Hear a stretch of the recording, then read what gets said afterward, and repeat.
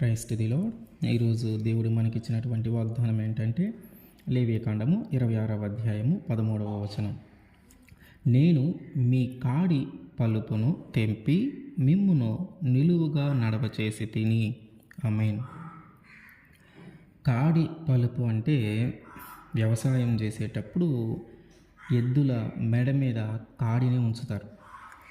ఆ కాడి ఎద్దు మెడ మీద నుంచి జారిపోకుండా లేదా ఎద్దు ఆ కాడి భారమును మోయకుండా తప్పించుకునే మార్గము దానికి లేకుండా ఆ కాడిని ఆ ఎద్దుకి కలిపి ఆ మెడ మీద ఉంటుంది కదా, ఆ మెడ చుట్టూ ఒక తాడునేసి కడతారు, దాని నుంచి పక్కకి పోకుండా. ఆ తాడునే పలుపు తాడు అంటారు. అంటే ఆ కాడిలో భారం ఉంటుంది, ఆ భారము ఎద్దు మెడ మీద పెట్టినప్పుడు ఆ భారము నుంచి అది తప్పించుకోకుండా ఒక తాడుతో ఆ ఎద్దుకి దాన్ని కడతారు. ఆ తాడే పలుపు తాడు. అయితే దేవుడు ఏమంటూ ఉన్నాడంటే, ఆ పలుపు తాడును నేను తెంపి ఆ కాడిని మీ మీద నుంచి తీసివేయబోతూ ఉన్నాను. ఎప్పుడైతే ఆ తాడును తెంపుతాడో ఆ ఎద్దుల మీద మెడ మీద ఉన్నటువంటి ఆ కాడి వెనక వ్యవసాయం చేసేటప్పుడు వెనక ఏదైనా కొంచెం పట్టుకోగానే ఆ ముందుకి లాగుతూ ఉన్నప్పుడు ఎద్దు ఆ భారానికి పలుపు తాడు కట్టబడి లేదు కాబట్టి, దానిని ఆపగలిగే శక్తి లేదు కాబట్టి ఈ ఎద్దు ముందుకు వెళ్ళినప్పుడు ఈ కాడి తప్పించబడుతుంది. అది జారిపోవటమో ముందుకు వెళ్ళిపోవటమో ఏదో ఒక విధంగా దాని మెడ మీద నుంచి అయితే పక్కకి వెళ్ళిపోతుంది. ఒకవేళ ఆ తాడును కానీ ఆ పలుపు తాడును కానీ తెంపకపోతే ఎంత భారమైనా ఎంత బరువైనా అది లాగాల్సిందే. దాని మెడ మీద నుంచి ఆ కాడి తీసివేయబడదు. ఆ తాడు ఆధారము చేసుకొని ఆ తాడు ఉన్నంత వరకు దాని మెడ మీద నుంచి దాని భారము దాని బరువు తప్పించబడదు. ఆ తాడు ఎప్పుడైతే తెంచబడుతుందో అప్పుడు అది తప్పించబడుతుంది. అట్లాగే ఆ భారం ఉన్నప్పుడు దాని మెడ కూడా పైకి రావటానికి అవకాశం ఉండదు. పైకి లేపటానికి కూడా తలని అంత అవకాశము దానికి ఉండదు. ఎందుకంటే అంత బరువు అంత భారము కలిగి ఉంటుంది. అందువల్ల ఆ తాడు ఎప్పుడైతే తెంచబడుతుందో అది ఆ కాడి నుంచి విడిపించబడుతుంది. అట్లాగే మన జీవితంలో కూడా మనకి కాడిగా మన మీదే కాడి ఉంచారు అనుకుందాం. ఆ కాడికి పలుపు తాడు కడితే ఆ కాడి యొక్క భారము దాని యొక్క బరువుని మనము మొయ్యలేక మన మెడలు వంచి మన నడుము వంచి నడవవలసిన పరిస్థితి ఏర్పడుతుంది. దేవుడు ఏమంటూ ఉన్నాడు, ఆ భారము ఆ బరువు ఆ బాధ్యతలు నువ్వు మోస్తూ ఉన్నప్పుడు అవి నీ వల్ల కాని పరిస్థితుల్లో నువ్వు వంగి నడుస్తూ ఉంటే, నీ మెడంతా వంచి నడుస్తూ ఉంటే, ఇప్పుడు ఏమంటూ ఉన్నాడంటే దేవుడు, ఆ మెడ మీద నుంచి ఆ కాడిని తీసివేసుకోలేని పరిస్థితిలో నీవు ఉంటే ఆ కాడికి కట్టినటువంటి ఆ పలుపు తాడును నేను తెంచబోతూ ఉన్నాను. ఆ కాడికి కట్టినటువంటి ఆ పలుపు తాడును నేను తెంచబోతూ ఉన్నాను. అంటే ఏంటి? ఆ భారము ఆ బరువు మన మీద నుంచి వెళ్ళిపోవాలంటే ముందు ఆ తాడుని తెంచివేయాలి. ఆ తాడు తెంచివేస్తేనే అప్పుడు ఆ కాడి మన మీద నుంచి తీసివేయబడుతుంది. ఎప్పుడైతే ఆ కాడి మన మీద నుంచి తీసివేయబడుతుందో మనము నిఠారుగా నిలువబడి నడవగలుగుతాం. అదే భారము బరువు మన మీద ఉన్నప్పుడు మనము నడవలేము, నిఠారుగా నిలబడి నడవలేము. అయితే ఈ కాడి లేదా ఈ భారము ఈ బరువు ఒక్కొక్కరికి ఒక్కొక్కలాంటి భారము కలిగి ఉంటారు. ఒక్కొక్కరు ఒక్కొక్క రకమైన భారాన్ని కలిగి ఉంటారు. ఒక్కొక్కరు ఒక్కొక్క రకమైన కాడిని మోస్తూ ఉంటారు. కొంతమందికి పాపపు కాడి వాళ్ళు మోస్తూ ఉంటారు. ఈ పాపం ఎట్లా అంటే వాళ్ళని ఆ పాపములో నుంచి బయటికి రానివ్వదు. ఆ పాపములో నుంచి బయటికి రానేది. పాపం అనేది మనలో ఉంటే ఆ కాడికి ఎట్లాగైతే పలుపుతాడు కట్టి బలంగా ఉంచబడుతుందో, బయటికి వెళ్ళి ఆ భారము అతనిలో నుంచి వెళ్ళిపోకుండా అతని మీదే ఉండేలాగా ఎలాగైతే ఆ పలుపుతాడు గట్టిగా ఉంచబడుతుందో, ఈ పాపము కూడా అంతే. ఈ పాపము మన మీద ఉన్నప్పుడు దాని నుంచి మనము బయటపడకుండా, దాని నుంచి మనము బయటికి రాకుండా తాడుతో కట్టబడి ఉంటాం. పాప భారము మోసే వాళ్ళు ఎవరైతే ఉన్నారో, ఆ పాపపు కాడిని ఎవరైతే మోస్తూ ఉన్నారో వారికి ఆ పలుపు తాడు వారికి కట్టబడి ఉంటుంది. ఆ పాపము నుంచి మనము బయటికి రాలేం. ఎన్నోసార్లు అనుకుంటూ ఉంటాం బయటికి రావాలి, ఇది మంచి ఆలోచన కాదు, ఇట్లాంటి ఆలోచన నాకు రాకుండా ఉండాలి, ఇట్లాంటి ఆలోచనలు నేను చేయకుండా ఉండాలని మనం చాలాసార్లు అనుకుంటాం. కానీ మళ్ళీ తిరిగి అదే ఆలోచనలు చేస్తూ ఉంటాం. ఇది ఒక వ్యసనము. ఈ అలవాటుని మనము అలవాటు చేసుకోకూడదు, ఈ పని మనం చేయకూడదు, ఇది ఒక అలవాటుగా మనకు ఏర్పడుతూ ఉంది, దీన్ని మనం వదిలివేయాలని మనం అనుకుంటూ ఉంటాం. కానీ అదే వ్యసనానికి మనము బానిసలు అవుతూ ఉంటాం. ఆ వ్యసనములో నుంచి మనము బయటికి రాలేని పరిస్థితి ఏర్పడుతూ ఉంది. అట్లాగే చాలా ఆ పాపానికి సంబంధించి చాలా విషయాల్లో మనము పాపానికి బానిసలుగా అయిపోతూ ఉన్నాం. మన మెడ మీద ఆ పాప భారం ఉంది, మన మెడ మీద ఆ పాపపు కాడి మనము మోస్తూ ఉన్నాం.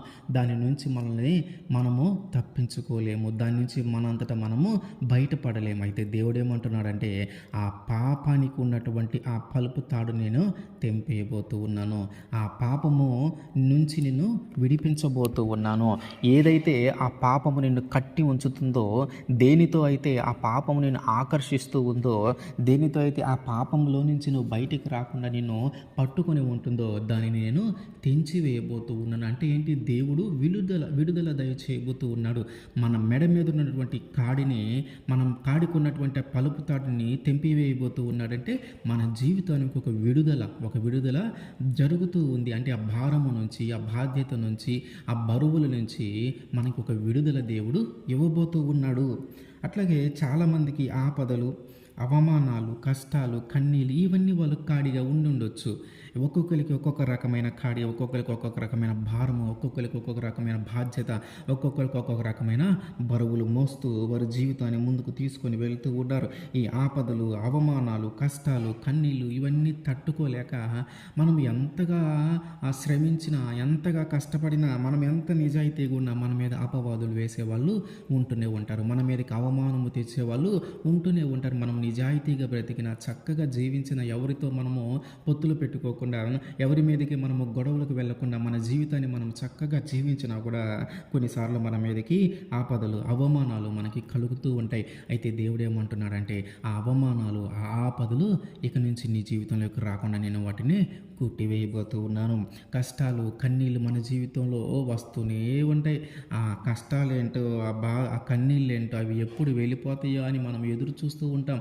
నాకే కష్టాలు వస్తున్నాయి, నాకే ఇబ్బందులు వస్తున్నాయి, నాకే నా ఇంత బాధ, ఏడ్చి కన్నీళ్ళు కూడా ఆవిరైపోతున్నాయి, ఇంకేడవటానికి కూడా శక్తి లేదు, ఇంకేడవటానికి కూడా కన్నీళ్ళు రావు, అంతగా నేను దుఃఖిస్తూ ఉన్నాను, అంతగా నేను ఏడుస్తూ ఉన్నాను, ఏంటి ఈ జీవితం అనుకునే పరిస్థితిలో మనం ఉంటూ ఉంటే దేవుడు అంటూ ఉన్నాడు, నీకు విడుదల దయచేయబోతూ ఉన్నాను. నీ కష్టాలు, నీ కన్నీళ్ళకు కారణం ఏదైతే ఉందో దాన్ని నేను కొట్టివేయబోతూ ఉన్నాను. నీ కష్టాలకి, నీ కన్నీళ్ళకి కారణం ఏదైతే ఉందో దాన్ని నేను కొట్టివేయబోతూ ఉన్నాను. కొంతమందికి వ్యాధి, రోగము, దీనివల్ల వాళ్ళు వాళ్ళ జీవితాన్ని చక్కగా జీవించలేని పరిస్థితి, ఆ వ్యాధి నుంచి వారు బయటపడలేని పరిస్థితి, తగ్గుతుంది మళ్ళీ వస్తుంది, తగ్గుతుంది మళ్ళీ వస్తుంది, డాక్టర్లకు కూడా అర్థం కాని పరిస్థితి. అట్లాంటి వ్యాధులు మనం కలిగి ఉంటూ ఉన్నాం, అట్లాంటి పరిస్థితుల్లో మనం ఉంటూ ఉన్నాం. ఆ వ్యాధి నుంచి అల్లాడిపోతూ ఉన్నాం, దానివల్ల కలిగే బాధ నుంచి, దానివల్ల కలిగే మరణ భయము నుంచి అల్లాడిపోతూ ఉన్నాం. అయితే దేవుడు ఏమంటున్నాడంటే, ఆ వ్యాధి నీలో నుంచి నేను కొట్టివేయబోతూ ఉన్నాను, ఆ వ్యాధిని నీలో నుంచి నేను కొట్టివేయబోతు. ఏదైతే నేను పట్టుకొని ఉంచుతుందో, ఏ తాడు వల్ల నువ్వు దాన్ని బంధించబడి నీ శరీరంలో అది ఉండబడుతుందో దాన్ని నేను కొట్టివేయబోతూ ఉన్నాను. అది నీ శరీరమును వదిలిపెట్టి వెళ్ళిపోయి నీకు మంచి ఆరోగ్యమును ఇవ్వబోతూ ఉంది. అప్పుల భారము కొంతమంది మోస్తూ ఉంటారు. ఈ అప్పులు ఎంత కష్టపడి పనిచేసి సంపాదించినా కూడా కొంతమందికి అప్పులు తీరవు. ఎన్నో సంవత్సరాలు చాలా తక్కువ అప్పే అయినా సరే అది తీరదు. ఇవ్వాల్సింది చాలా తక్కువే, కానీ కష్టపడుతూనే ఉంటాము, శ్రమ పడుతూనే ఉంటాం, ఇంటిళ్ళ బాధి శ్రమపడి కష్టపడి సంపాదిస్తూనే ఉంటారు, కానీ అప్పులు మాత్రము తీరవు. అప్పులు తీరక ఇబ్బంది పడుతూ ఉన్న వాళ్ళు చాలామంది ఉన్నారు. అప్పులు తీరక ఇబ్బంది పడుతూ ఉన్న వాళ్ళు చాలామంది ఉన్నారు. అయితే దేవుడు ఏమంటున్నాడంటే, ఇన్ని సంవత్సరాలు బట్టి నీకు అప్పు తీరటానికి కుదరలేదు కదా, ఇన్ని సంవత్సరాలు బట్టి అప్పు తీరకుండా ఏదో నిన్ను అడ్డుకుంటుంది కదా, ఎన్ని సంవత్సరాలు బట్టి ఆ అప్పు తీరుద్దామంటే నీ వల్ల కాకుండా ఏదో చేస్తూ ఉంది కదా, ఇదిగో ఆ అడ్డంకులన్నిటిని నేను కొట్టివేయబోతూ ఉన్నాను. ఆ అప్పులు తీరటానికి ఏదైతే అడ్డంకులుగా ఉన్నాయో వాటన్నిటిని నేను కొట్టివేయబోతూ ఉన్నాను. నీకు ఆ అప్పుల నుంచి విడుదల నేను దయచేయబోతూ ఉన్నానని దేవుడు మనతో మాట్లాడుతూ ఉన్నాడు.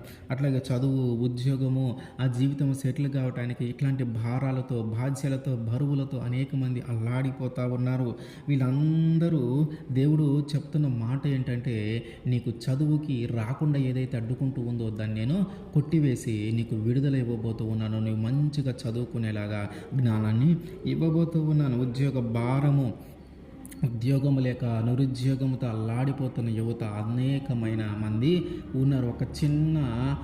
ఒక చిన్న ప్యూను, ఒక సంస్థలు అన్నిటికంటే చిన్న ఉద్యోగముకి అప్లై చేసుకోండి అంటే ఎంబీఏ, ఎంసీఏ, మాస్టర్, ఎంత బాగా చదివిన వాళ్ళు కూడా కోకొలలుగా వచ్చి చిన్న చిన్న ఉద్యోగాల కోసం అప్లై చేసుకునే పరిస్థితి మనము ఫేస్ చేస్తూ ఉన్నాం. అయితే దేవుడు ఏమంటూ ఉన్నాడంటే, నీ మెడ మీద ఉన్నటువంటి ఆ నిరుద్యోగం అనే తాడు నేను తెంపివేయబోతూ ఉన్నాను. నీ మెడ మీద ఉన్నటువంటి ఆ నిరుద్యోగము అనే తాడును తెంపివేయబోతూ ఉన్నాను.